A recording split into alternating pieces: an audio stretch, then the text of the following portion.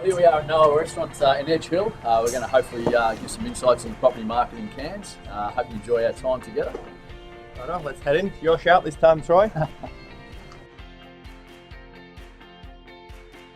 Welcome to Elite Real Estate Services monthly update. Today we're at Noah Restaurant located in Edge Hill. Noah is really one of the best places in Cairns to get food and drink. We really appreciate them being able to give us their space and time today to talk to you about what's happening in the marketplace. I'm Troy McGuan. And I'm Carl Latham. We're the proud owners and principals of Elite Real Estate Services Cairns. Well, first of all, I'd like to start by mentioning the recent news in the media around Cairns being the jewel in the crown of the tourism market in Australia. It really has become quite topical in a lot of areas in Australia, specifically in southern markets, that Cairns is really prominent and doing really well.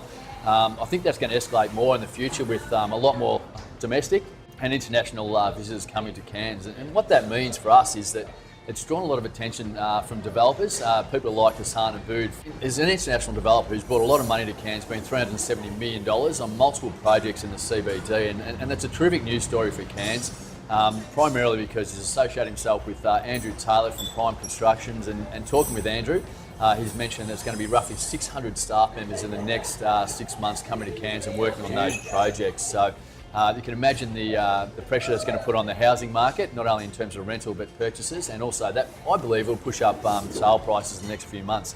Some vital statistics we probably should cover off today, and what that means for us is our population growth. We're at 1.5% at the moment, and what that leaves at is 175,000 people currently living in Cairns. And they tip, if we continue at this rate, which is a pretty modest rate I must say, by 2026 we'll be at 207,000 people. In my view, and it's just my view only, that once we get past 200,000 people in Cairns, we're going to be a self-sustaining economy, and that's great news. We're not going to be as reliant on the tourism market, but it's going to be a big part of it. But there's going to be a lot more aspects to our economy that's going to be quite diverse. One thing we should mention is the unemployment rate sitting at 7.8%, which I believe is reasonable. We still have 110,000 people employed in Cairns, and that's growing. And I think as I said, over the next few months we'll see a number of new positions come to Cairns, which is a great sign. The average household sale price at the moment is $395,000, which is quite steady, but I believe that's going to escalate and grow a little bit more in the next few months. So obviously there's a lot of positive news for Cairns, and I guess one thing we should sort of ask Carl is what's the major issue or the major problem you're seeing at the moment in terms of Cairns real estate in the market? Yeah, Troy, good question. Being in the trenches every day, chatting with buyers, especially at the weekend as well, the frustration seems to be the lack of good properties on the market at the moment.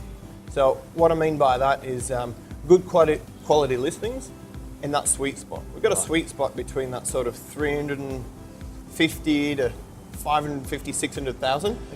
That seems to be the dominant part of the market at the moment.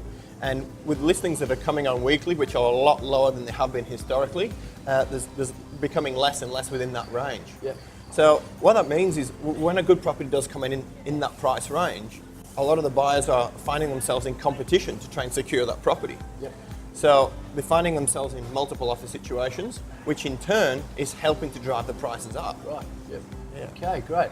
Well, as you said, you're in the trenches talking with people every day, so I guess there's two aspects. There's the buyer and the seller. What's the number one tip you'd give for a person looking to buy their property in Cairns, and also for a person looking to sell their property in Cairns? Okay. For buying, my number one tip at the moment would be get yourself in pole position. So if you do come up head to head with another buyer and you're trying to secure the property that suits your needs, to try and avoid missing out, get yourself finance ready. Now, a lot of people believe they're finance ready because they've done some calculation on the website, right, yep. putting in the wage, and it's given them an estimation of what they can borrow. Please go and see a broker. We can recommend you to some really good brokers here in Cairns, and get yourself pre-approved. Because if you're in a multiple offer situation with another buyer and you provide your pre-approval form to the agent, and then when they're presenting two contracts to an owner and they say this buyer's pre-approved, we're not sure if this one is or not, then you're going to stand a lot better chance of securing that property. That would be my big tip for a buyer. You spend so much time researching areas and going to open homes, so you don't want to fall out last minute and miss out if you're not prepared that way. For sellers, choosing the right agent is number one. That's going to put a good marketing campaign or a strategy together which is going to help get your property sold. That goes without saying. But what the sellers can do in preparation would be getting a building and pest inspection report done on your property before going to market. Right. There's two main clauses on a contract which a buyer can either terminate on or what the sale will hinge on, and that's finance and building and pest. We covered finance by getting yourself pre-approved, and if we can pre-approve the buyers, we've solved that issue or reduced any issues of it falling over. The second, yes, is building and pest. So if the seller gets a building and pest inspection report, you can find any unhidden issues which may arise on the property. Now, a lot of property owners think they know the property inside out and they've lived there for 20 years and think they've reasonably maintained the property. That can be the case, but sometimes there's hidden surprises like termites in the garden, and when you get southern buyers coming up here and termites show up on a contract, they walk straight out of the door. That can easily be solved and sprayed and just things like that. So that is a safety net. It can save any heartache and sleepless nights when you're in your conditional stage of contract by knowing that your property is in good condition. Plus, the bonus is, if the building and pest inspection comes up and it's in great condition, what a good selling tool it is to provide to a buyer to let them know and give them confidence that they're offering on a really good solid property. That's a good point. They'd be my best tips, I would say. Yeah. I guess my takeaway from that is just do your homework. Make sure that you're in a place where you can make the best offer or make the position where you can make the property sellable in its best position, which is for the most money. So it's really vital. Well, I guess one question we get asked every day is now a good time to sell? That's always the magic question. What defines the factor of the best time to sell is not necessarily rate of sales. A lot of people like to choose certain times of year to put the property on the market because more properties sell. But that means there's more competition. Yeah, true. Right now we're finding there's less competition, so that the supply is low and the demand is high.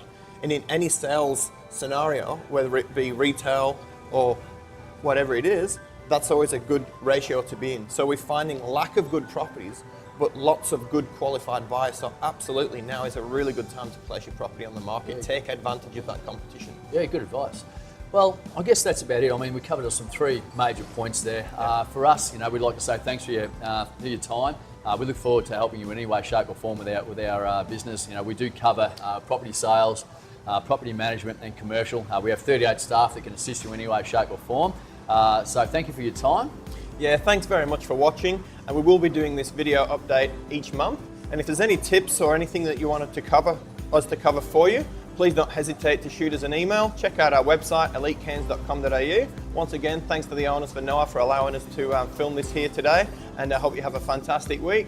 And on behalf of myself, Carl Latham, Troy McGuan, thanks for watching. Thank you.